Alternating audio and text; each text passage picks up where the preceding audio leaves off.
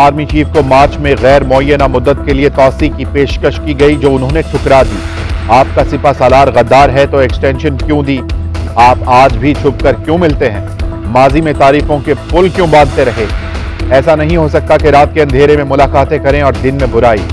DGISI lieutenant general Nadeem Anjum बरस पड़े।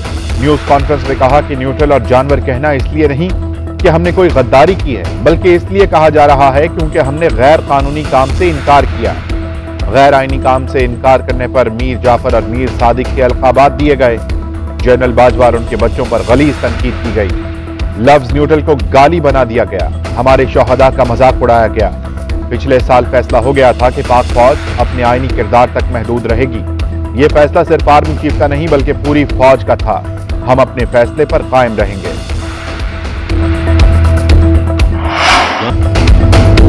Cipher की मन घड़त कहानी का हकीकत से दूर दूर तक कोई ताल्लुक नहीं है। एक कागज के टुकड़े को लहराया गया, मन घड़त कहानी खड़ी की गई। DGISPR lieutenant general Babar Iftikhar कहते हैं कि ISPR को साइफर से मुताल्लिक किसी साजिश के शवाहिद नहीं मिले, लेकिन अरशद शरीफ और बहुत से उन जैसे सहाफियों को रिजीम चेंज का बयानिया फीड किया गया। शहबाज गिल ने फौज में बगावत पर उकसाने का बयान दिया। ARY चैनल ने पाक फौज और उसकी क़यादत के खिलाफ झूठे और साजिशी बयानिए को फरोग दिया। हम साइफर की रिपोर्ट को पब्लिक करना चाहते थे, मगर इस दौर की हुकूमत ने रिपोर्ट पब्लिक नहीं की और अपना मन घड़त बयानिया बना दिया। तर्जुमान पाक फौज ने कहा कि हर चीज को गद्दारी और रिजीम चेंज से लिंक कर दिया गया। गुमराह कुन प्रोपेगेंडे के बावजूद आर्मी चीफ ने तहम्मुल का मुजाहरा किया। अपने इदारों पर एतमाद रखें। फौज आइन के मुताबिक हुकूमत का इदारा है। प्रेस कॉन्फ्रेंस कर रहे हैं और कह रहे हैं कि सियासत नहीं। प्रेस कॉन्फ्रेंस सियासी थी, सिक्योरिटी इशू पर नहीं। मैं बंद कमरों में कोई डील नहीं कर रहा। डील के जरिए कोई मुझे क्या दे सकता है? सिर्फ रिजीम चेंज रोकने का कहा था। चाहता हूं कि फौज का इमेज खराब ना हो। हमेशा कोशिश की है कि तामीरी तनकीद करूं। चेयरमैन तहरीके इंसाफ इमरान खान कहते हैं कि इलेक्शन के सिवा कोई हल नहीं है। लॉन्ग मार्च हुकूमत गिराने के लिए नहीं, लॉन्ग मार्च पुरअमन रहेगा। रेड जोन में नहीं जाएंगे। पाकिस्तान को हकीकी आजादी दिलाने के लिए है। जिंदगी में बड़े लोगों को बदलते देखा है। पता है कि किसकी फरमाइश पर फैसल बावडा ने प्रेस कॉन्फ्रेंस की। लाहौर में लिबर्टी चौक पर कारकुनों से खिताब में बोले कि लॉन्ग मार्च पाकिस्तान की तारीख का बड़ा मार्च होगा। पाकिस्तान की हकीकी आजादी तक जारी रहेगा। वो कौन था जिसने अरशद शरीफ को मुल्क छोड़ने पर मजबूर किया? वो कौन था जिसने अरशद शरीफ को कीनिया जाने का कहा? वो कौन था जिसने यकीन दिलाया कि कीनिया में उनकी जान महफूज है? वो कौन था जिसने मुत्तहिदा अरब अमारात में क़याम का इंतजाम किया? DGISPR ने अरशद शरीफ के कत्ल के मुहर्रिकात पर सवालात उठा दिए। लेफ्टिनेंट जनरल बाबर इफ्तिखार ने कहा कि अरशद शरीफ को पाकिस्तान में कोई खतरा नहीं था। वो इदारे के कई लोगों से राब्ते में थे। अरशद शरीफ की मौत पर झूठा बयानिया बनाया गया, लोगों को गुमराह किया गया। अरशद शरीफ की मौत से किसको फायदा हो रहा है? खुरम और वकार कौन है? वाक़े की शफाफ और गैर जानिबदार तहकीकात जरूरी हैं। अरशद शरीफ के कत्ल के सिलसिले में सलमान इकबाल को वापस लाकर उन्हें शामिल तफ्तीश करना चाहिए।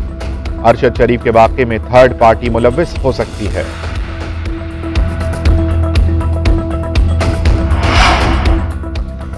DGISPR और DGISI की गैर मामूली प्रेस कॉन्फ्रेंस। DGISI को पहली बार मीडिया के सामने आना पड़ा।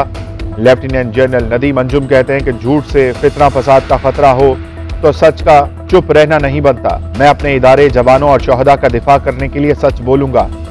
DGISI बना तो मुझसे पूछा गया कि पाकिस्तान का नंबर एक मसला क्या है? मैंने कहा कि मुआशी मसाइल।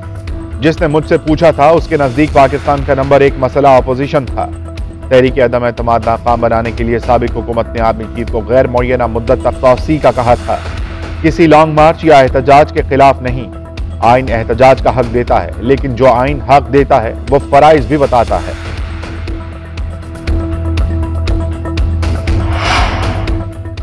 हुकूमत गिराने का मिशन। तहरीक इंसाफ का लॉन्ग मार्च आज लाहौर से शुरू होगा। चेयरमैन तहरीक इंसाफ इमरान खान लिबर्टी चौक से लॉन्ग मार्च की क़यादत करेंगे। शुरका GT रोड के जरिए इस्लामाबाद पहुंचेंगे। चेयरमैन तहरीक इंसाफ शाहदरा चौक पर कारकुनों से खिताब करेंगे। लॉन्ग मार्च के इस्तकबाल के लिए जगह जगह PTI के कैंप कायम।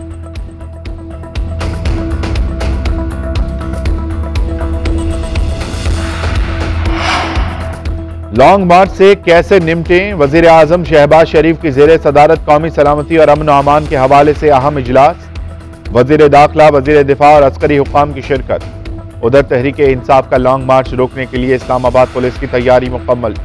शहर इक़्तिदार में 13,000 से जायद अफसरान और अहलकार तैनात होंगे। इस्लामाबाद के दाखिली और खारजी रास्तों पर कंटेनर्स रेड जोन को सील कर दिया गया। किसी को ताकत के जरिए विफाक पर चढ़ाई की इजाजत नहीं दी जा सकती। आइन के तहत हर सूबा विफाकी कवानीन पर अमल दरामद का पाबंद है। किसी हुकूमती मुलाजिम को लॉन्ग मार्च में शिरकत की इजाजत नहीं। लॉन्ग मार्च में सूबाई हुकूमत आइन और कानून के मुताबिक अमल दरामद करें। वजारत दाखिला का सूबाई हुकूमतों को खत। जहां फौज की इज्जत है वहां अवाम का फैसला मानना भी जरूरी है। यह नहीं हो सकता कि अवाम कुछ और अशराफिया कुछ और फैसले करे। अगर जमहूरियत में एहतजाज नहीं होगा तो फिर जमहूरियत को खत्म कर देना चाहिए। पीटीआई रहनुमा फवाद चौधरी बोले कि आज की प्रेस कॉन्फ्रेंस से धचका पहुंचा। इदारों की प्रेस कॉन्फ्रेंस का तो जवाब नहीं दे सकते, इदारों का एहतराम रहना चाहिए। असद उमर ने कहा कि इमरान खान को अपोजिशन से नहीं करप्शन से मसला है। इमरान खान की नजर में करप्शन पर काबू ना पाया जाए तो मुल्क तरक्की नहीं करते। क्या आपको किरदार अदा करने का कहा कि गैर आईनी है? अच्छी खबर है कि फौज आईनी किरदार के अंदर रहना चाहती है। फौज पर तनकीद इमरान खान का आईनी हक है। इमरान खान ने कभी लंदन वाशिंगटन जाकर फौज को बदनाम करने की साजिश नहीं की। आज कहा गया कि फौज की लीडरशिप पर इल्जाम लगाना मुनासिब नहीं।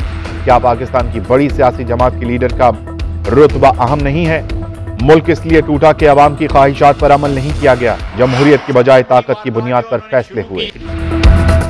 इमरान खान ने लफ्ज न्यूट्रल को गाली बना दिया। बात ना मानने पर इल्जामात लगाए गए। मीर जाफर और मीर सादिक कहा गया।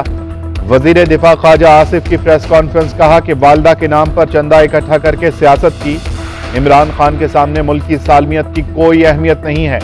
ये कौम को ऐसे मोड़ पर ले आया जहां इनका मकसद सिर्फ इक़्तिदार है। तमाम इदारों को अपने मातहत करना चाहता है। इसने सबसे बड़ी वारदात साइफर की। फौज पाकिस्तान की है, किसी पार्टी की नहीं।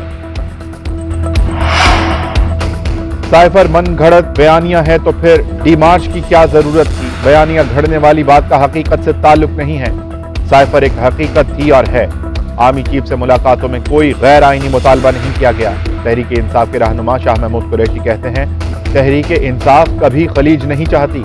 सबकी ख्वाहिश है इदारे सियासत में हिस्सा ना लें। हर इदारा अपनी हुदूद में काम करे तो आसानियां होंगी। सियासी अदम इस्तेहकाम किसी सूरत कबूल नहीं। लॉन्ग मार्च पुरअमन होगा। सीनियर सहाफी अरशद शरीफ मनो मिट्टी तले सो गए। नमाज जनाजा फैसल मस्जिद में अदा की गई। इस्लामाबाद के H11 कब्रिस्तान में सुपुर्द खाक किया गया। नमाज जनाजा में सियासी और समाजी मकतबा फिक्र से ताल्लुक रखने वाली शख्सियात और अवाम की बड़ी तादाद में शिरकत। लोगों का जमे गफीर अपने पसंदीदा सहाफी को अलविदा कहने के लिए उमड़ आया। शहरियों का फूल निछावर करके खिराज अकीदत। कराची, लाहौर और फैसलाबाद समेत कई शहरों में अरशद शरीफ की गायबाना नमाज जनाजा अदा की गई। इमरान खान ने लाहौर में गायबाना नमाज जनाजा अदा की। अरशद शरीफ कत्ल केस में शवाहिद इमरान खान और सलमान इकबाल की तरफ जाते हैं। इमरान खान का मकरूर चेहरा आज खुलकर सामने आ गया। इमरान खान ने तहरीक अदम एतमाद नाकाम बनाने के लिए साइफर का ड्रामा रचाया। ऑडियो लीक के जरिए पता चला कि इमरान नियाजी खेल खेल रहा है। वजीर दाखिला राना सनाउल्लाह की प्रेस कॉन्फ्रेंस, कहा कि इदारा इसके लिए सेनेट का इलेक्शन मैनेज करे तो सब ठीक है, अगर वो इसका साथ ना दें तो मीर जाफर और मीर सादिक बन जाता है। वजीर इत्तलात मरियम औरंगजेब ने DGISPR और DGISI की प्रेस कॉन्फ्रेंस तारीखी करार दे दी। कहा इमरान खान ने इदारों और अफवाज पाकिस्तान को क्या समझ रखा है। इमरान खान झूठा प्रोपेगेंडा करके कौम को गुमराह करते हैं। अरशद शरीफ के सर दाएं फेफड़े पर गोलियां लगी। 10 से 30 मिनट के अंदर मौत हो गई। अरशद शरीफ की पोस्टमार्टम की इब्तदाई रिपोर्ट तैयार। रिपोर्ट में कहा गया कि मैयत का अंदरूनी और बैरूनी तफसीली जायजा लिया गया। दिल, गुर्दे, फेफड़े, मैदे और जिस्म में मौजूद धात के टुकड़ों के नमूने लेबॉर्ट्रीज भिजवाए गए। उधर सीनियर सहाफी अरशद शरीफ की शहादत की तहकीकात में अहम पेशरफ्त। कीनिया पहुंचने वाली पाकिस्तानी तहकीकाती टीम ने शवाहिद इकट्ठे कर लिए। जाए बकुआ का मुआयना नक्शा बना लिया गया। अरशद शरीफ के साथ कार में मौजूद दूसरे शख्स से तहकीकात अभी बाकी। तहकीकाती टीम कीनिया के पुलिस हुक्काम के बयानात भी कलम बंद करेगी। FIA का एक्शन, सीनियर सहाफी चौधरी गुलाम हुसैन गिरफ्तार। चौधरी गुलाम हुसैन को लाहौर में कॉफी शॉप से हिरासत में लिया गया, FIA ऑफिस मुंतकिल कर दिया गया। तर्जुमान FIA का कहना है कि चौधरी गुलाम हुसैन ने 2003 में जाली दस्तावेजात पर बैंक से 5 करोड़ 70 लाख का कर्ज लिया। बैंकिंग कोर्ट ने नाकाबिले जमानत वारंट गिरफ्तारी जारी किए हैं। चौधरी गुलाम हुसैन के 2 बेटे भी इश्तहारी हैं।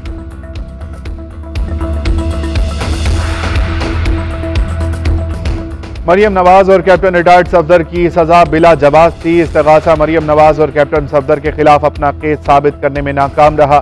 एहतसाब अदालत का 6 जुलाई 2018 का फैसला कलअदम। मरियम नवाज और कैप्टन रिटायर्ड सफदर की अपीलें मंजूर। इस्लामाबाद हाई कोर्ट ने एवनफील्ड रेफरेंस का तफसीली फैसला जारी कर दिया।